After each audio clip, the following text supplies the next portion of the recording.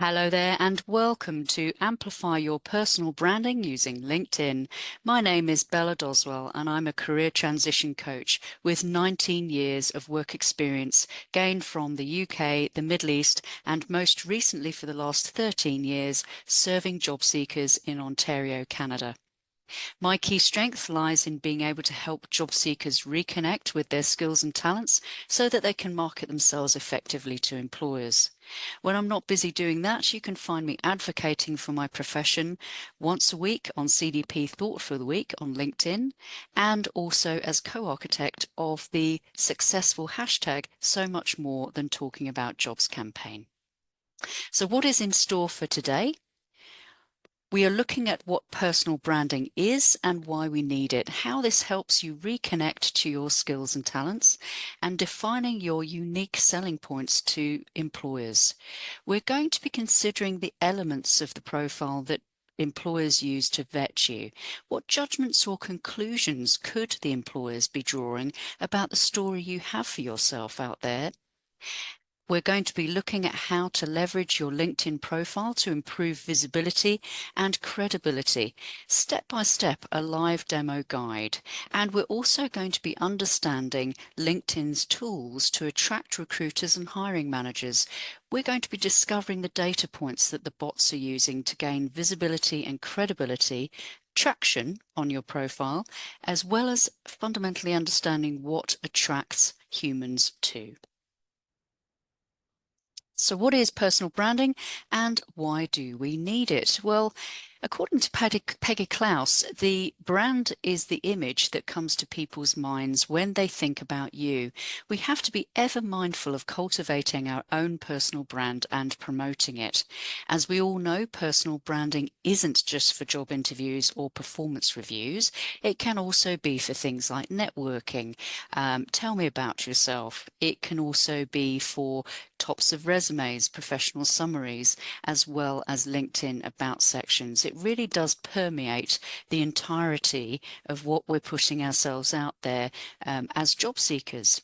So it would be fair to say, perhaps, for personal branding, that some of us may not be entirely comfortable with the idea of shouting about ourselves anywhere, whether it's on social media, on our resume, in a covering letter, or even verbally. It can be quite an uncomfortable place. But there are some ways, you'll be happy to know, that you can creatively and authentically construct your personal brand in a way that makes you feel authentically confident, not cringy. So simply put, your brand, if we think about it very simply, is a unique set of qualifications that each of us has, a unique set of our strengths, key personal attributes, values, and our drivers that represent our promise of value. So branding, what does it help us to do? Well, it helps others understand what our value is, what they call a rate of investment. Particularly employers will be thinking in those terms.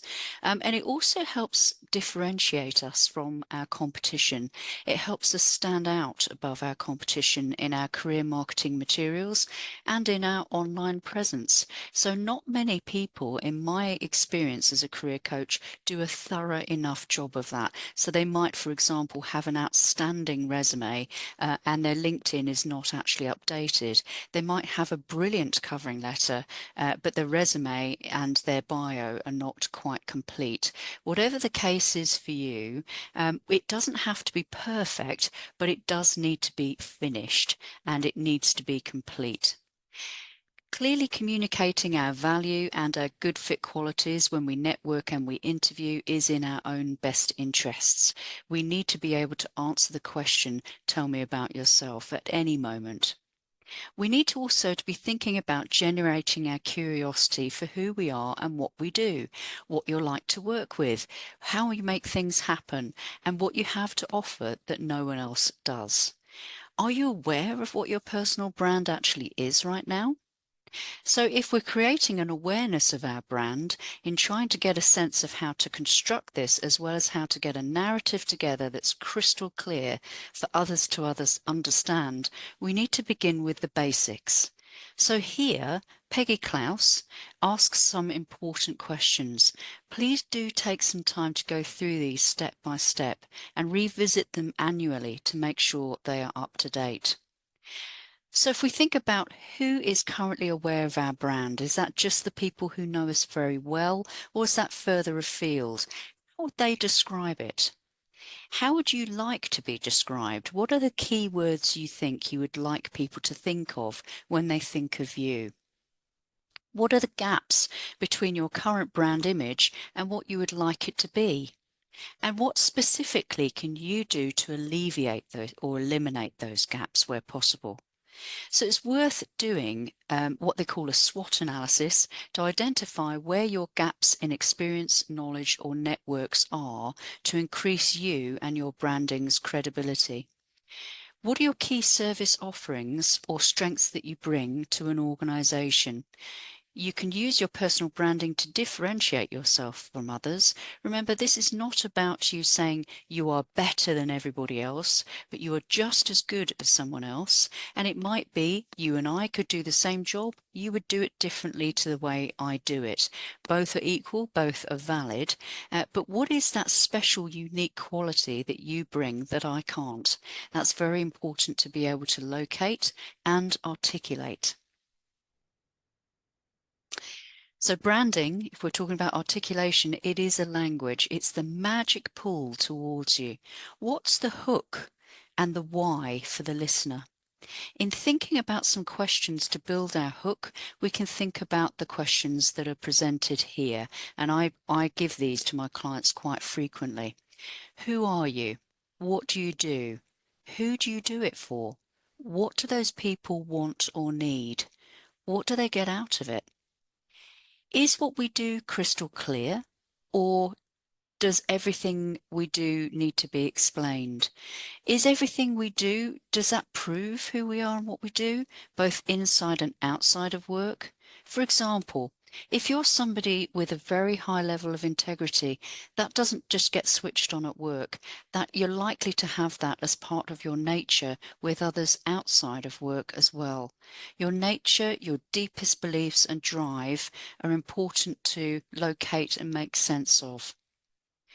So a simple question to ask yourself is, what gets you up in the mornings to do your role despite the challenges? Is your why aligning with your customers, your reports, or your colleagues? With regards to your business reputation, what do you feel is being created? If you are a leader, for example, how do your reports and your employees behave when you're not there? How's that affecting your reputation? If you are an independent contributor as a team member, what do people keep coming to you for? Is everything you're doing something right for your brand? Is it helping your brand? It might be hurting it. So now is the time to do an inventory. So let's look at a quick example. My own example is I'm a career coach who helps job seekers market their skills and talents confidently to employers, resulting in a quicker return to the labour market.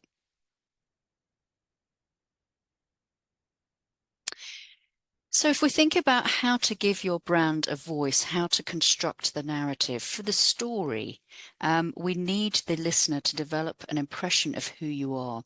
Include relevant facts such as length of service where appropriate, locations where appropriate, standout moments, add metrics where appropriate, what your key strengths are. Keep it brief, and for that special twist, that extra thing we give people that they would never think of asking us for. So in my own case, I can think about confidence building. For you, it might be your leadership or your managerial presence, your insightfulness, or your ability to motivate others. Include the why of what you do.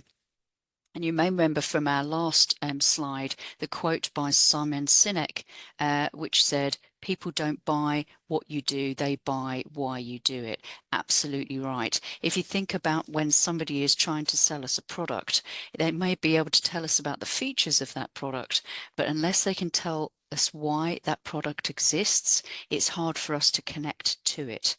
And it's exactly the same for you, branding yourself and marketing yourself effectively. So to help us here, we should be thinking about including the why of what we do. Make this as specific and tailored as you possibly can, not general. So for example, sometimes people say to me, I want to help people. And I say, well, that's great. Who do you want to help?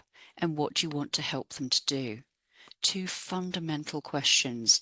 And so initially, sometimes clients will say, well, I want to help, um, this group of people in this industry. So I'll say, can you be more specific about that group of people? Can you be more specific about that particular industry? Is it a department in that industry? Is it a particular group of people in that industry? Just make sure you are as specific as you possibly can. So in this case, then, we don't want to make two generalized terms that could be applied to any occupation. So what is your unique selling point? Understanding your personal why will help you articulate this to others by making a crystal clear statement to blank so that blank. So in my own case, to help job seekers reconnect with their skills and talents so that they can market themselves effectively to employers. So I've told you exactly the group of people I help. I've told you exactly what I help them to do. And I've told you the outcome of why that's hopefully a positive thing for individuals, for society and the economy. By providing context, you're helping your audience connect with your motivations and understand the deeper reasons behind your choices. This builds trust and fosters a sense of shared purpose. Use a variety of promo bites about yourself that you can string together at a moment's notice. Keep it current. People like to know what you've been up to recently, not 25 years ago.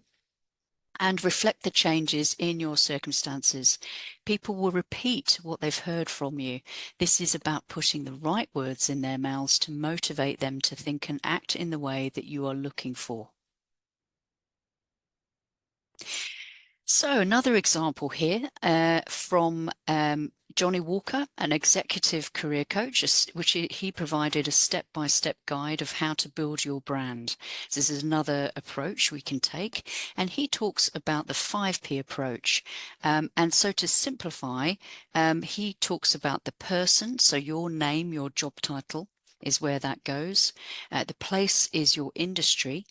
The purpose is the benefit of you, the revenue, cost reduction, risk mitigation, the performance, so the quantity of the benefit of you using metrics where possible, and the process. How do you do it? Keep this short.